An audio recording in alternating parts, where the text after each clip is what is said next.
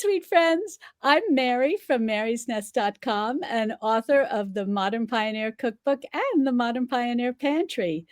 And if you've been with me for a while, you know that I love baking with ancient grains. So I am absolutely delighted today to have Jade Koyle with us from Teton Ancient Grains. Welcome, Jade.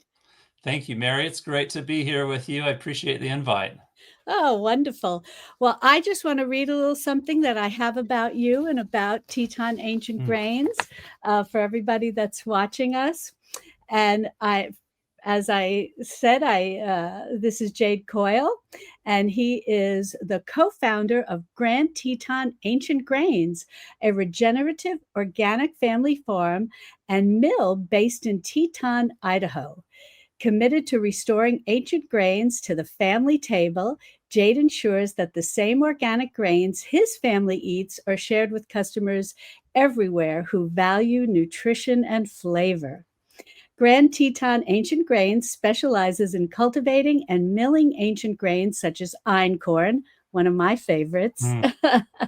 Emmer, Spelt, another one of my favorites, and Corusan. Grown with regenerative practices that nurture the soil and sustain the land, these grains deliver exceptional nutrition and flavor. From freshly milled flour to wholesome pasta, every product reflects a dedication to both quality and authenticity. Excuse me. By combining traditional farming wisdom with modern milling, Jade and his team make ancient grains for families across the world. Grand Teton Ancient Grains continues to build a bridge between the past and the present, offering food that is nutritious and delicious. Well, thank you very much for sharing that information with us. I want to tell my viewers that a while back, I had a lovely conversation with Jade, and I found him absolutely fascinating. I've been purchasing grains from Teton Ancient Grains for a while now, and I've been pleased with every single one of your products that I've used. And I just love the fact that you're organic, you're regenerative, couldn't ask for better. So what I would like is, Jade, if you would be willing to share your, in essence, origin story, so to speak, about how you discovered Einkorn and the journey that it took you on. Great. Well, thank you, Mary, and thanks again for having me. It's great to be with you, and I know that everybody who watches this watches it because they love you. And as I've gotten to know you better, I've followed you for years, and getting to know you personally, it's been a pleasure, and just glad to be able to share a few minutes with you.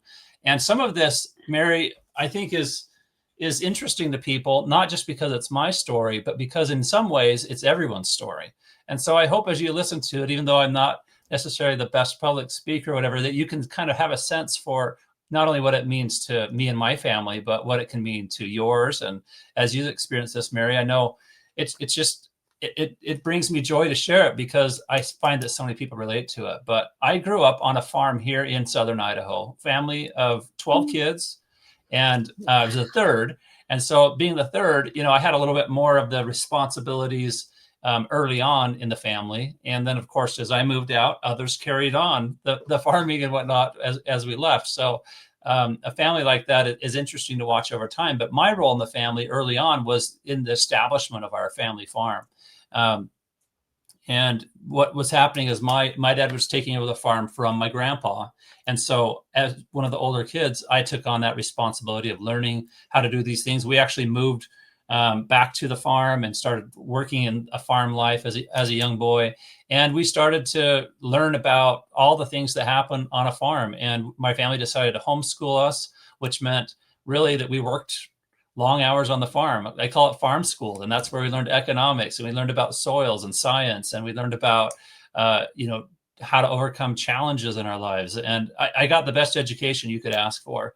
But unfortunately, as we grew older, my dad encouraged us to get an education and seek basically opportunities outside the farm because he didn't see how it could work. And I saw this happening where we take our crops in and they would tell us, a little while later what we were going to get out of those crops. And it became very difficult to have much control over our destiny the way that it was being done at the time. And so I see the challenges and the plight that many farmers have. Many people on this call maybe have had, their parents or maybe grandparents that were farmers, and many of them no longer are. They had to sell the family farm. So a lot of people can relate to this.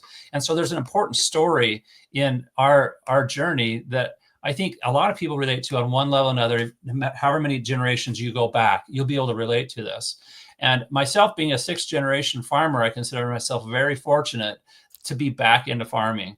And I want to just tell that story of how that happened, because I went off to school, went off to study I started in engineering, and I ended up in business and marketing.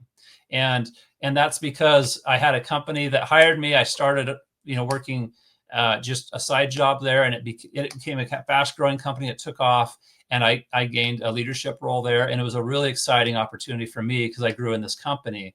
And while I was in that company, my wife, Julie, and I were, going about our normal lives. We had children of our own. And I was at a concert of one of our kids. I think it was a choir concert, our 8-year-old or no, I think she was younger than that. She would have been probably 5 at the time. But anyway, at this concert, a friend of mine was talking to me before the concert began. He said, Jade, I've been studying about wheat, and I came across something that I think you'd find interesting.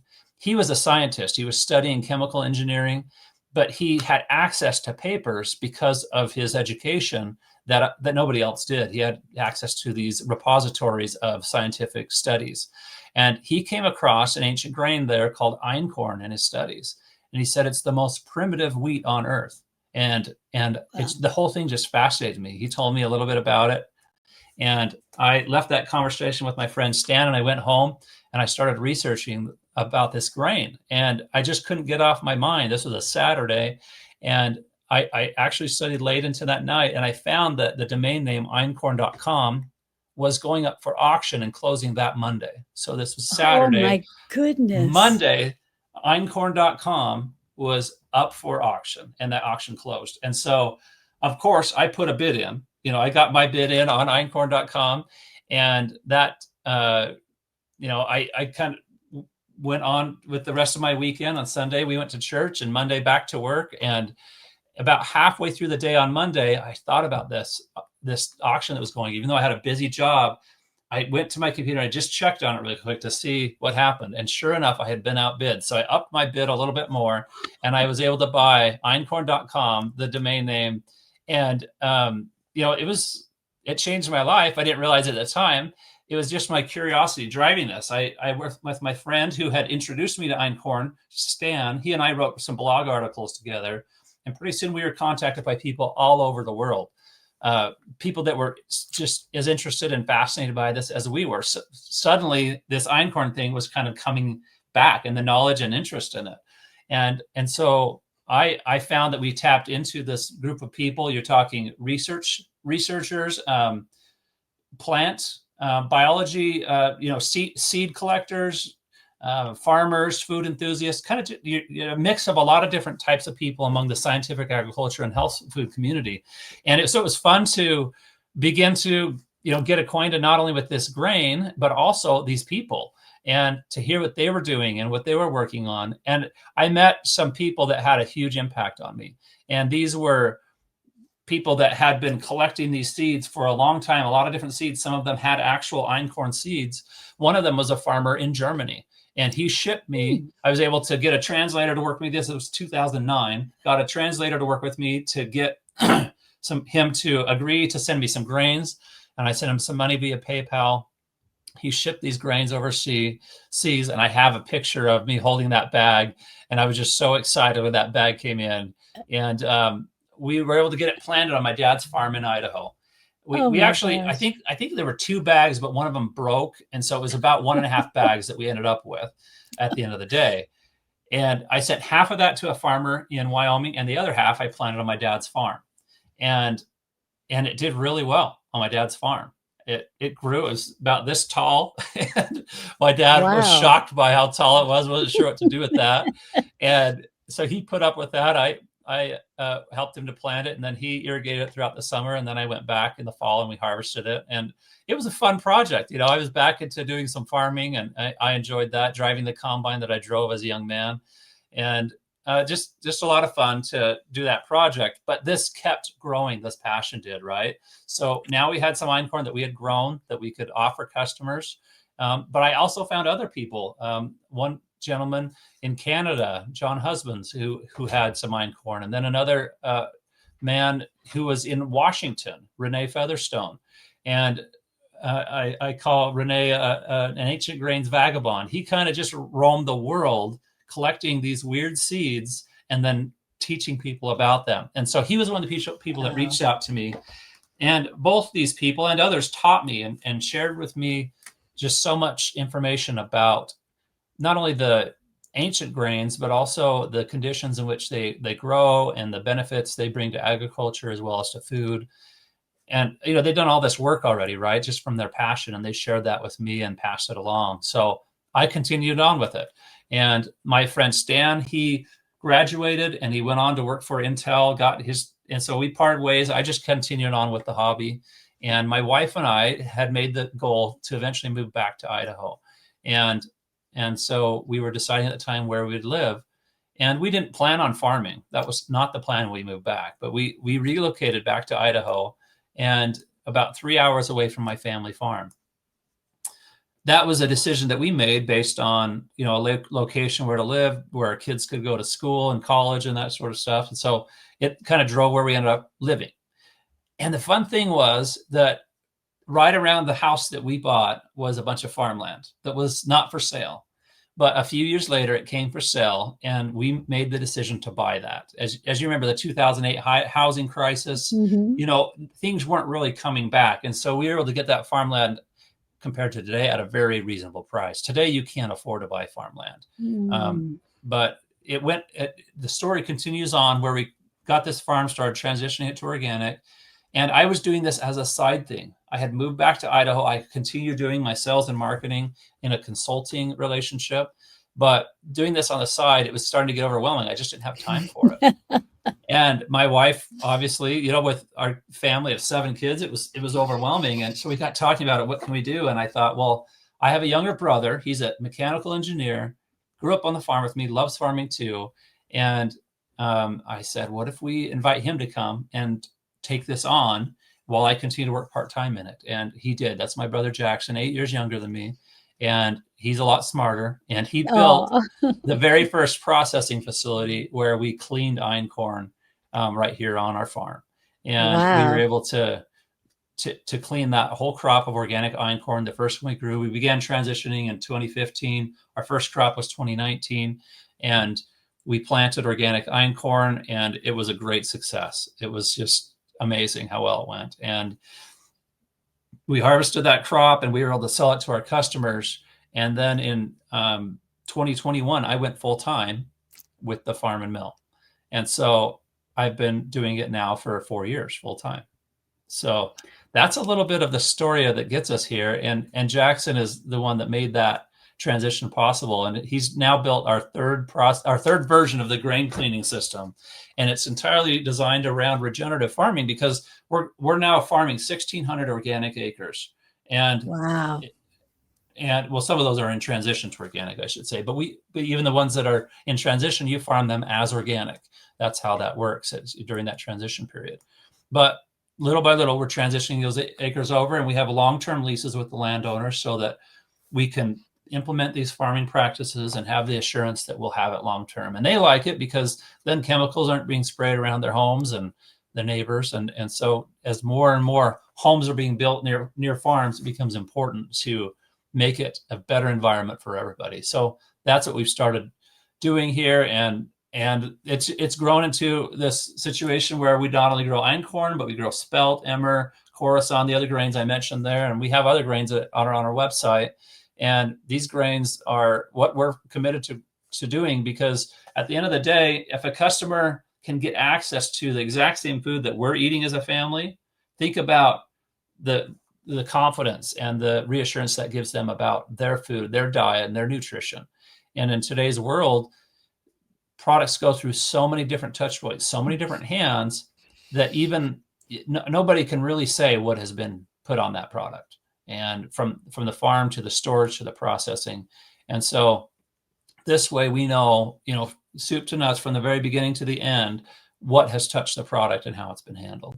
And that is what this is really initially about, is giving people confidence with their food. But then it grows from there. It grows into a lifestyle. And what you're doing, Mary, that brings us to our relationship, because we're farm and we're busy farming. I've been out on the tractor and I've got greasy hands here. And we rely on people like you to help teach others about how to use these, because it can be a bit overwhelming, I think, to people to learn how to use a different product and make that transition. But that's kind of the backstory on it, and hopefully makes sense how we got to where we are today. Oh, Jade, I love that story. And it's so fascinating what you're doing. And it's so important what you're doing, because I put a lot of emphasis when I teach people and talk to people about how important it is to eat traditional foods and to know where our food is coming from. And I like food in its whole form. That's why I love whole grains. And I like to mill grains at home, use fresh milled flour. There's nothing like it. And it's an interesting journey when you first begin working with ancient grains. And I tell everyone, you just have to use them, and you just have to bake. Yes, you can make porridges and so on and so forth with them, which I think is wonderful. You can flake them yourself at home with a flaker, which is wonderful. And that's a wonderful introduction to the flavors and the taste and the texture of ancient grains. But when you decide, okay, I'm ready to bake, you may even buy the flour already milled for you, or you may decide to buy the whole grain, which I like the best because it's so easy to store and it lasts a long time. And you start baking. I always tell people there's a learning curve. This is not all-purpose flour from the grocery store. There is a learning curve, but it's a very doable learning curve. After you bake with Einkorn or Emmer or Spelt, these flours are going to create such wonderful baked goods. You're going to become addicted to it, and it's going to be difficult to go back to just buying like whole wheat flour at the grocery store, even if you were already interested in baking whole grain things. And I always tell people, keep track of what you do, especially with Einkorn. Keep track of if you made a quick bread or muffins or a yeasted bread with packaged yeast from the grocery store or a sourdough. Keep track of what, it sounds kind of funny, but what was the weather like outside? What were the conditions in your kitchen? What season was it? See what temperature, how did you handle the dough? What did the dough look like? How did it react once you put it into your oven? What temperature did you bake it at? And then when you take the bread out, examine it and decide, maybe I overworked this a little too much, or maybe I should have worked this less. Maybe I needed a little more water. Maybe I needed a little more flour. Maybe I put too big a score on top, because that's something I've learned the hard way. Don't score your Einkorn aggressively. Just make a little mark on top if you want. But these are all the things that I encourage people, and I tell them, once you start baking with Einkorn and Spelt, which are the two that I tend to use the most. I actually like Emmer very much, but I will tell you, being of Northern Italian ancestry, I grew up with Emmer being more of something that you ate as a grain, like one would eat rice. Yeah. But I love baking with Einkorn and Spelt. And I tell people, once you master this, and on your second or third loaf, you're going to know what to do. You're going to know the conditions in your kitchen. You're going to know how to handle your dough, and you're going to know how to get a very nice end product. And in doing this, you're going to fall in love with Einkorn and Spelt. And you're never going to want to go back to buying what's available to you at the grocery store. And that's why I'm so excited about what you're doing with Grand Teton Ancient Grains, because accessing these type of grains is very important, and being able to access them, at least for my friends here in North America, it's very important. We're not having to try to order things from overseas. We're basically, and maybe people will laugh when I say this, being a Texan, my view of the world of what's quote unquote local is very big. Yeah. And if I'm ordering something from the west of the Mississippi, it's local. Yeah. And that's what I Right. love about Grand Teton. In essence, you're local to me, and I tell people that you're not going to find a higher quality whole grain than what your farm offers. Your Einkorn is amazing. When people order it, you see the grain. If you've been exposed to other Einkorn, there's no comparison to the breed. If I'm not a scientist, I don't know if I'm using the right terminology, but the breed, the particular Einkorn you grow is of such high quality, and the same for your Emmer, your Spelt. I'm so impressed, and I'm interested in hearing what has been your experience from people that you've interacted with and doing your own baking, or maybe your wife is doing baking, or some of your children are interested in baking. What have you learned over the years of baking with ancient grains? Well, we share, first of all, the same affinity to it that you do because of the flavors and the experience that they bring. But with that, they are different to bake with. I mean, you're going, first of all, with einkorn, it's the most primitive form of wheat, and it has a different type of gluten than modern wheat. It's getting down to the genetics of it. Einkorn has 14 chromosomes. Modern wheat has 42. And well, what does that mean? We don't know all that means, but I'll tell you, just like you said, Mary, the first time you bake with einkorn, you'll know there's a difference. Yes. It is different. And there are different techniques and practices which would help you to work with it. And one of the things that my wife often tells people is that if let's say you had your favorite recipe, let's say cinnamon rolls or pancakes, or waffles, or a loaf of bread, right? Depending what you're making, einkorn might translate over just perfectly. There wouldn't be any change to what you're doing. But anytime you're going to need to handle the dough, so if you're making pizza, tortillas, bread, you're going to notice that it's sticky to work with. And so there are a few things you can do with that. And one of the temptations is to just simply add more flour. That's typically what a baker would do, just add more flour until the touch is just right. But that's not what you want to do. What you want to do is reduce the water to the point where it's more handleable to you, but it's always going to be a bit sticky. And some people embrace that by working with wet hands. Other people will reduce the liquid a bit, and then they won't have maybe as much of the rise as they're used to. That you can compensate for it in different ways. But reducing the liquid by 20% or so is probably the most common that I've heard of. But what you don't want to do is just add more flour and more flour, or else you're going to end up with a brick that is really hard to deal with. So we learned that the hard way. And although I love to bake, I don't have nearly the experience and skill that my wife does. But she makes this sourdough einkorn bread, and it's amazing. And I don't know all the factors that go into it, but she's got it now where she can make that on a regular basis, and it turns out well, and it doesn't last long at our house.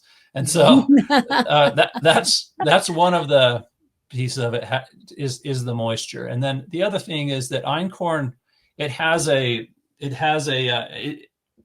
I don't know all the ways that this comes into play, but basically it digests more quickly, it breaks down more quickly. And so the proof times are going to be shorter with einkorn than they would with a really strong, powerful bread flour, right? So you do change that. And then your bake time, if you have a dense loaf, your bake time might be longer. But if you're getting a good rise on it and there's plenty of air inside, the heat can transfer inside, and you won't have to increase your bake times as much. But if you're converting a sourdough start over to einkorn, sometimes the start will need some time to make that transition. Mm-hmm. And it's used to living off of, whatever bread flour you buy from the store to a fresh milled einkorn. That start will need some time to make that transition. And by time, I'm saying multiple numbers of feedings, and you'll notice that it will sort of lose its luster at first, but then it will start coming back and it will get frothy, and you'll see the behavior that you're used to.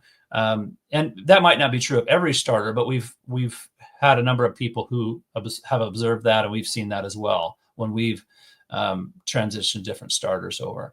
But now my wife has a starter that she manages, and all she feeds it is whole grain einkorn. And so what she'll do is she'll take 1/3 of a cup of berries, and she has a countertop mill. So she'll just immediately mill that 1/3 of a cup of berries, and then she'll put that into the dish where the starter was, and there might be remnants of the starter around the edge. And then she puts 1/3 of a cup of water in with that flour and mixes it up, and then just leaves it on the counter. Or she puts it in the fridge if she's not going to use it for several days. And that's how she cares for her starter. And then, from there, I think a lot of it is, like you said, just starting to kind of pay attention to the conditions, right? I think that's so important. What you said about temperature, the weather. I know barometric pressure can have an effect on it. But the bottom line is that einkorn will not trap the gases as tightly as like a strong bread flour will. Those strong bread flours will develop a very thin pane, and that thin pane will hold the gas, and so it will rise. And einkorn doesn't have the capacity to do that because it just doesn't have that kind of gluten.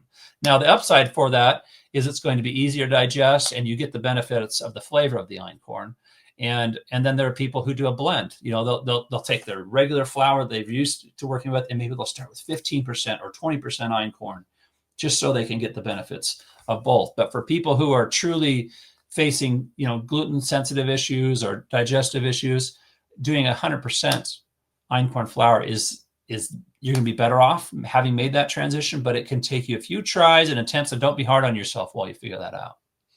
That is so true. That is the best advice. Don't be hard on yourself.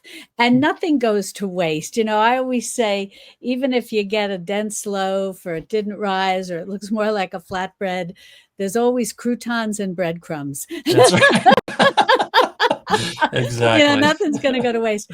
But I agree with everything you said. And I really loved what you said about your wife grinding the einkorn berries on her countertop mill, and 1/3 of a cup and 1/3 of a cup water. I'm so happy to hear there's no scale involved, because I see all these people, they get so obsessed. I feel they make it much more difficult than it needs to be. And they're weighing everything. And I've often shared this with other people from time to time, that I was talking, my mother was a wonderful baker, and I was talking to my mother one day about baking, and I said, oh yeah, people have scales and they weigh everything. What are they weighing? She said, just do it. You got to feel it. You got to know what the dough feels like. Yeah. And I think that it's so true what you said, that the temptation to add more flour when you work with einkorn is it can become overwhelming, because as a baker, as a home baker, you're thinking, oh, this is really sticky. But I will share that if people out there are used to making no-knead breads, and even if they're using store-bought flour, the way no-kneads are kind of sticky, that's always like a little good training ground to prepare yourself to work with einkorn. And I think the second best tip is the wet hands. Don't start flouring your board from here to eternity and flouring your hands. And then you're working so much flour into that dough, and you are 100% right. You're going to get a brick. And work gently with einkorn. The beauty why I love einkorn is you don't need even a stand mixer. Right. Einkorn, it works beautifully, and I think best if you just knead it, or even if you're doing a no knead, don't touch it a lot. Don't put it in your mixer, and use wet hands, and then just plop it. And it's going to come out beautifully. And when I mentioned about the scoring, I learned the hard way that if you do a big score, or you try to do something fancy, like you see, I'm terrible at that, but you get tempted by what you see, on Instagram or whatever. Right. And really affects the rise. But It if does. you just have your nice wet einkorn, 100% whole grain einkorn, you just plop that down. It's like a little wet. And if you're using like the Dutch oven method, just hang in there. You're going to be rewarded by not overworking it, not adding more flour, using wet hands, and don't try to do a fancy score. Those fancy scores, I really feel, affect the rise. If you don't get in, if you're not scoring it, you will. This is in my humble opinion and my own experience, you'll get a better rise out of it.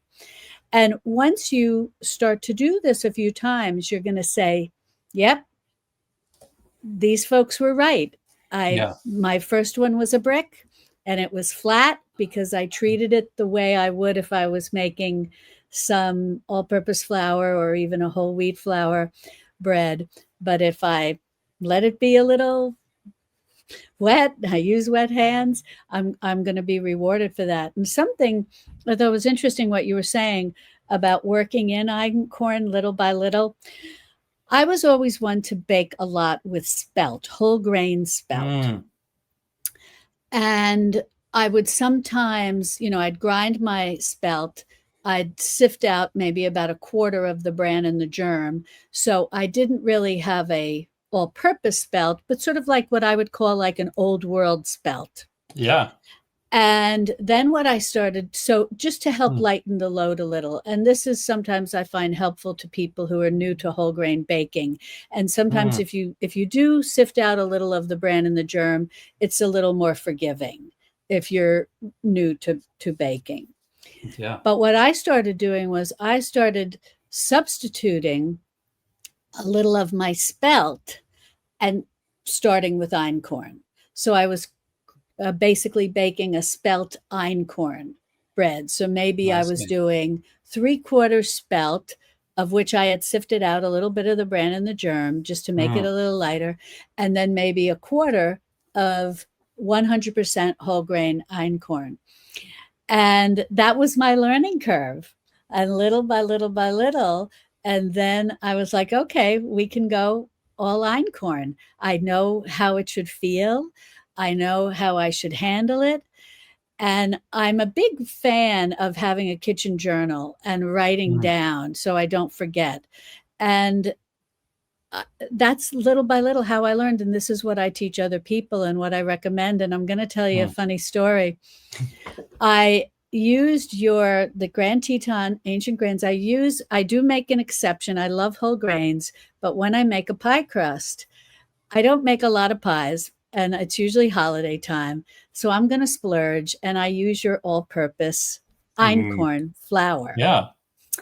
And I love it. I love it. And in my most recent cookbook, The Modern Pioneer Pantry, the second one, I have a einkorn pie crust. And I used your, and it's a sourdough einkorn pie crust, because sourdough, what a lot of people don't realize is, often you hear add a little vinegar to a pie crust and it'll help. Again, I don't know the science behind it, but if you add a little vinegar, it can help, especially if you're new to making a pie crust and you might overwork it or the butter gets warm. The vinegar can cure a lot of problems. I see. And so I had started experimenting with what to do with my discard. And a sourdough starter is tangy like vinegar in many ways. And so I made a sourdough einkorn pie crust. And it was a little trial and error.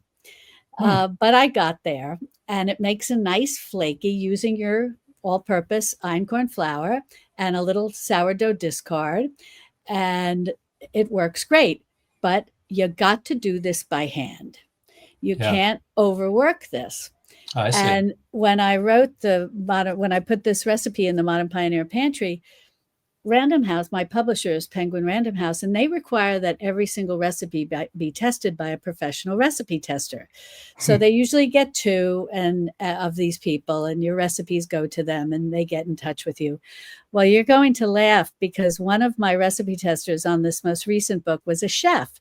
Now, chefs don't bake and cook like this, and they don't Right. use einkorn. He even had to ask me, what is einkorn? You really threw a curveball. I Sourdough really, einkorn. and he's like, what? And he was funny. He's like, where do I even get this? And so, anyways, I get him some all-purpose einkorn flour, and he reads the recipe and he says, all right.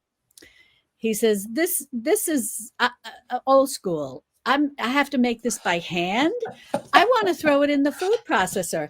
I said, trust me, you don't want to throw einkorn flour in the food processor. You're going to overwork it.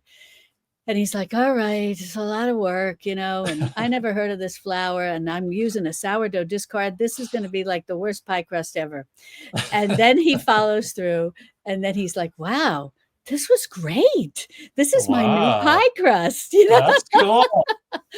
But I believer after he followed the steps. You make it easy for people. That's the key. Well, you're very kind to say that, but I tell people, if you are really, really new to einkorn and you're making that transition from all-purpose flour at the grocery store, Grand Teton offers an all-purpose einkorn. It's different. Yeah. You're going to see the color, the texture when you touch it, how it almost feels like baby powder, or, it's so soft. It's beautiful. And I say, you know what? Bake something that you would, under normal circumstances, be thinking pastry flour. And use your all-purpose einkorn flour and start to get the feel of it. Start to bake with that. And then transition by taking a 1/4 cup of that out and putting in a 1/4 cup of the whole grain. And if you find you really like doing this, get a mill, get the whole grain, grind the flour, and you're going to see such a difference in your baked goods, in the flavor. And then eventually you're going to phase out all-purpose flour, or if you're using the all-purpose einkorn flour, and you're going to be doing all whole grain, and you're going to reserve your all-purpose einkorn, like I do, for those celebratory things where, in essence, you want a white flour. But what I love about using all-purpose einkorn flour is that I can do a pie crust, or I can do some kind of pastry, but I feel it's still more nutritious. Absolutely. It looks a pale yellow. It's rich in vitamins and minerals, in the beta carotene, if I'm saying that correctly. Yes. It's more nutritious than anything you can buy at the grocery store. And I teach people how buy the whole grain, grind your flour, and then I show them how to sift out the bran and the germ. And you can have so much flexibility. Yes, you can buy so that you have your perfect all-purpose einkorn flour that's been professionally prepared for you. You can also have your whole grain, and you can sift out a little bit of the bran and the germ while you're learning and getting more comfortable. There's so many alternatives for how to work with einkorn. And it's like you said, the sourdough your wife makes. Once you get a little bit of experience under your belt, and you even get your einkorn sourdough starter going. And I personally think over time, an einkorn sourdough starter is a very nice starter, and especially if you're milling the einkorn berries, the good bacteria, they gobble that up. When you talked about this idea of milling it, you're putting all those live enzymes from that fresh milled grain in it. It's different than a dead flour from the store, so to speak. You're injecting that fresh milled flour right into your starter, and just imagine what that helps to do with all that, activity in there. That is so true. And that's what I think a lot of people don't realize, is that even though there are expiration dates and so on and so forth on a lot of the flours at the grocery store, it's not really a living food anymore. Right. It's been processed. You don't know how it's been handled. You don't know 100%, what these sources were. And even with organic, I mean, it's just something I've never been happy or all that comfortable with. And the results, once you start baking with whole grain flours that you've milled yourself, and using your grain, Grand Teton, your ancient grains, it's very difficult. And I'm 100% confident people watching this are who are baking with Einkorn, Emmer, and Spelt and Corusan. They're all shaking their heads, going, "Yep, yeah." They've been there. They've been through because this. because once you make this transition, and it's a journey, and I loved what you said, don't be hard on yourself, but make it your traditional kitchen journey to incorporate these whole grains into your daily baking or your weekly baking. Like you said, your wife, she sticks the starter in the fridge if she's not going to be baking with it. Starters do fine in the fridge. They do. It's what a lot of people don't realize is it's really hard to kill a starter. It's really hard to kill it. And people will email me or leave me comments and they'll go, I'm confident it's dead. I'm throwing it out. And I'm like, don't throw it out. Just start feeding it. It'll be fine. Yeah. Yeah. And even if you had some blackwood, just find a little tiny bit that you can put in and it'll take off. And it really will. It is very resilient. And just going back to something that you said earlier, this idea of milling it's an old thing, right? Milling your own flour is a very old thing. But the thing that's new about it is that now we can have a mill right there in our kitchen, right? It's not like in Roman times where they had to go into the city center and the government controlled the mill. Now you can control that yourself. You can mill it, if you can have those milling systems where you mill a batch at a time, or like my wife, she mills it just as she needs it every time, one scoop at a time. And the mill is right there with her and she gets the fresh flour the instant that she needs it. And you said this, but just to reiterate it's the best way to use your grains. You're getting it. You can store the grains. They store very well in the whole grain form. You don't want to be storing flour. So store the grains and then mill it right when you need it. It's the best way to do it. And our farm is set up with this in mind. Yes, we do. Like you said, we mill flours at our farm because not everybody has a mill, right? But if you have a mill and you're ordering those grains directly from our farm, you're getting the best case scenario of health, flavor, and nutrition when it comes to your food. Well, I will attest to that 100% what you said, because I really am your biggest fan. I love your grain, and I do exactly as what you described. I have a little electric mill right on my counter, and I just scoop my Einkorn berries or my Spelt berries, and I grind them up, and I've got my fresh flour. And it's interesting because this is not something that I grew up with. This was not, my mother and I would buy our flour at the grocery store. And being able to have a mill on my counter that's electric. I used to have, I had the old fashioned type. Yeah. That gets tiring in a hurry right there. Right. Yeah.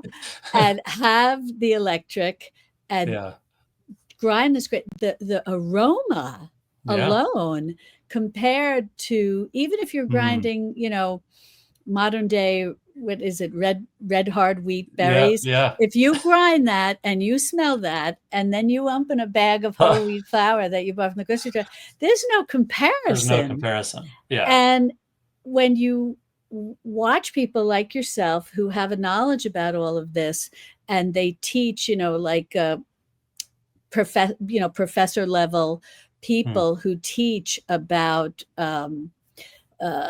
agronomy and farming and whatnot, and they tell you how nutritious grinding the grain is, how that flour, even though you may put it in an oven and bake it, that flour is so much more nutritious than anything you can buy at the grocery store. Absolutely. And the bread that you're making, or the baked good that you're making, if it's a quick bread, a muffin, even as you said, you can do waffles, you can do pancakes, all of it is so much more nutritious. Even after heating, a lot of vitamins and minerals are not destroyed during the cooking process. In many cases, some are enhanced. Yep. And and they become more digestible by the human body. Mm. And so being able to do this and have this today, that's why I say, we're modern pioneers in the kitchen. We love baking with whole grains. We love grinding our grain.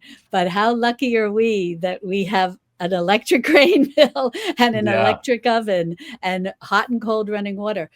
And so if our ancestors could do this, especially under the circumstances you were describing with the town mill and the government control and all of this, Yeah.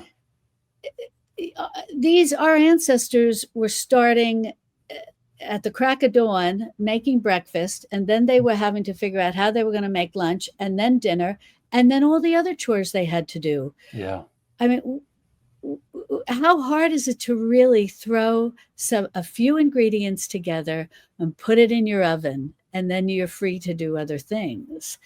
And so I'm so glad that you discovered this and that you had a love for it and that you wanted to return to the farm and be organic, be regenerative. It's such a wonderful thing, and I'm so happy you're doing this, and I love your company. I love all the products you offer, and something that I do need to have you share with my viewers about, because it's something that actually I am not that familiar with, and so I would love to hear your experiences in how you came to grow Corusan wheat and what your experience is with that, because that is something I have a little bit and I'm looking forward to experimenting with it. Right. But I'd love to hear from you how you discovered this and the history of it and bringing it to your farm.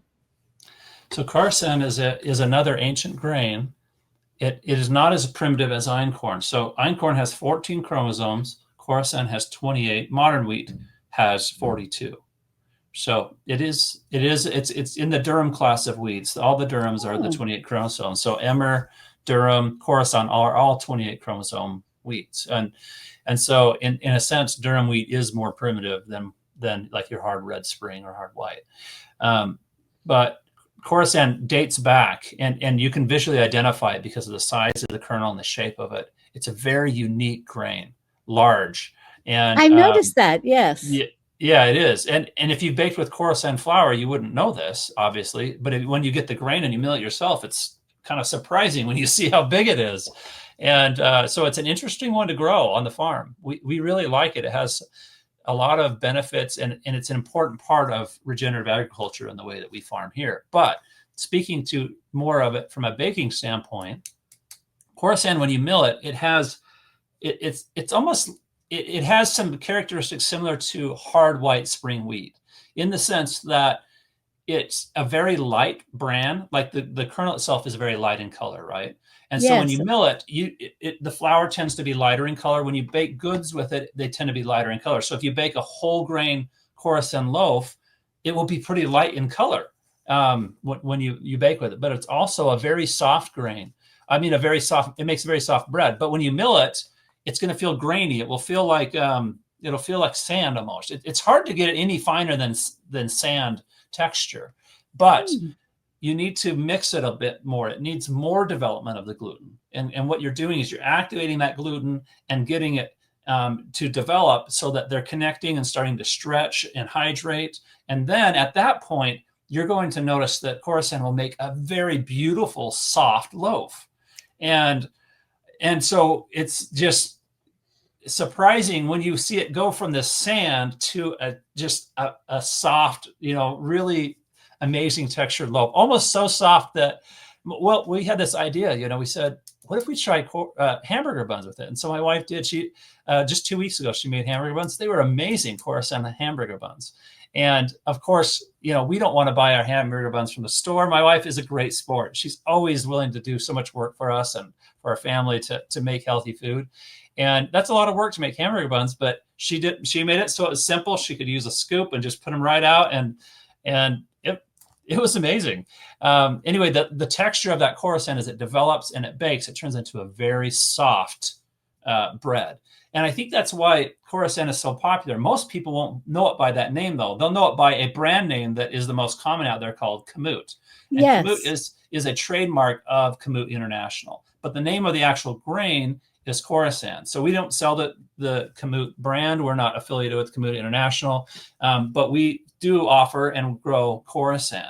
And our Corusan, if you look at it side by side with the Kamut brand, you're going to see they're very similar. We grow it organically, as do they, and we emphasize the high protein and the high beta carotene and the yellow look to it. It also produces a yellowish flour, and that's really important when you're baking with Corusan.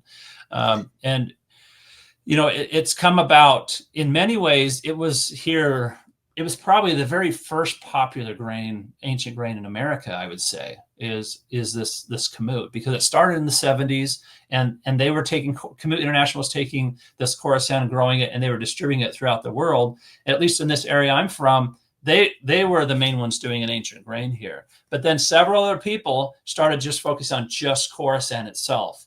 And some people didn't grow it organically, some did. But we decided we want to do it the same way we do our Einkorn, regenerative organic. And that means, like, I could show you pictures. I'll send you one, Mary. Is a picture of Corusan with clover growing in it. So that companion crop growing with the Corusan, it really works well on the agriculture side to have that intercropping. That intercrop of the clover helps to bring more nitrogen and diversity into the soil. And so you build a more diverse biological ecosystem for the biology underneath there to work up in different ways. I like to say that the biology has a job to do, and it does its job. And there's a billion, I don't know how many millions of different species under the soil, but a lot. And every one of them have their job, and they know their job, and they do it. And so if you aren't planting a diversity of plants, some of that biology cannot do their job. And so Corusan is a really good one for us to bring into the mix because it works as well with that biodiversity. And so those are some of the reasons we like it. Baking wise, it's a really fun grain to bake with. And most people be surprised at how soft and beautiful it is.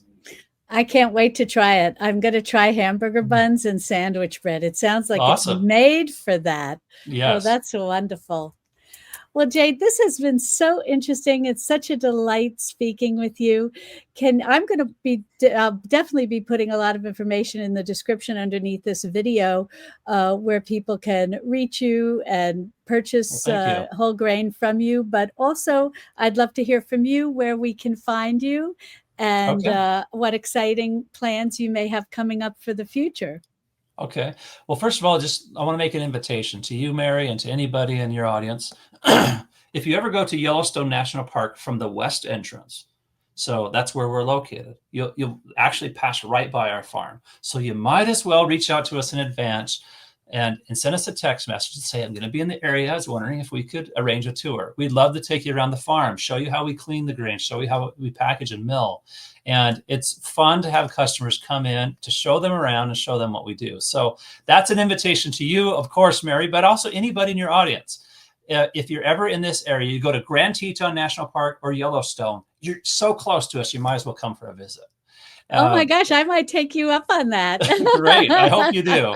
And I hope to bring my family down to Texas sometime to meet you, because I think you and my wife would really get along well. She has a very similar approach. You make it so easy to people. And as busy as people are, it's got to be also, it has to be possible and doable over and over again, or else it'll fall off the shelf, so to speak. So I appreciate that. But yeah, if anybody wants to get a hold of our grains, the best way to do it is at our website, and that's ancientgrains.com. And we have free shipping options available. So no matter where you live in the United States, in Alaska or Hawaii, we can ship our grains to you with free shipping if you fill up a box. So that's a pretty big advantage. They are heavy, but we've been able to arrange for UPS to bring a trailer right to our facility so we can load it up every night. They take it down to Salt Lake City and it goes out by jet and it's there pretty quickly. So an amazing distribution system that's possible today thanks to technology. And in many ways, that's the advantage of being a modern pioneer over the old, getting these grains delivered to your doorstep. Oh, it's amazing. That's amazing that you can offer free shipping. I'm so impressed with that. And I always feel so happy when I get a delivery at my front door and I go to lift up the box and it's heavy. Yeah. And I'm like, yay, it's here. And it's just amazing to me that that there's free shipping on that. Yeah, it's true. And inside, they get that heavy box, but like if they buy a 48-pound pack, that's two 24-pound bags. So the bags are still small enough that you can lift them. If you open the box up there on your porch, take the bags out one at a time. And just know that customer service is a big focus of ours. So if anything goes wrong, if the postman leaves it out in the rain, or if they kick it down the road or whatever, those things can happen, and we stand behind it. We'll get a replacement shipped out to you. It happens sometimes. It doesn't happen. I mean, it's like 1% of the time, but it can happen, and we'll get a replacement sent off to you. And hopefully there's enough there that's usable to allow you to get going until we get the replacement to you. But it comes shipping so fast that it comes to you pretty quickly. So, it's so true. I will tell everyone there, you ship great. It comes beautifully. I do exactly what you say. I open the box and I take one bag out at a time. Very manageable. I'm 67 good. years old. If I can pick it up, anybody can pick it up. Yeah. And you have great customer service. You have a great line of products that you offer. There's really nowhere else people should be shopping for whole grain, because your whole I love it's your family. We're supporting a family business, and we're supporting a family farm. These are going away. My father-in-law was an agronomist, and he had the bumper sticker, "Farmland lost is farmland lost forever." And so the more that we support family farms and allow you to expand. I was very happy you said your brother has already built the third processing facility for processing your grain. This is wonderful news. And I just want to say to all my viewers, anything you can do to support Grand Teton Grains is such a worthwhile endeavor, and you will never be disappointed with anything that you purchase from Grand Teton. Well, thank you, Mary. I appreciate that. And I do want to make sure that we do have a promotion coming up. Wonderful. And this is available, if you're trying to get goods there in time for Thanksgiving, or if you're more of a Black Friday shopper. So in early Thanksgiving, I think it's right now planned on the 6th through the 11th, we're going to have our early Black Friday sale, which is really a Thanksgiving prep sale. So you can get the goods there before Thanksgiving. And then we'll resume that sale again for Black Friday and Cyber Monday. So that's our current plans. If you want to stock up on some grains, that's a great time to do it. Oh, that sounds perfect. It's a very tempting offer, and I look forward to stocking up. Well, we're it's a busy time for us. We farm and we're busy in the summer, but we're busy shipping year round. But during that time, it's extremely busy. And so sometimes it can take a little bit to get the package, and that's why we try to do the pre-Thanksgiving sale to take a little bit of load off of that Cyber Monday, Black Friday sale, because it gets so busy. And then, Mary, we're also going to make a coupon available to you and your audience, right? So I assume you're going to make that available to them here in conjunction with this video. Yes, I have in my newsletter that people can subscribe to at my website, marysnest.com.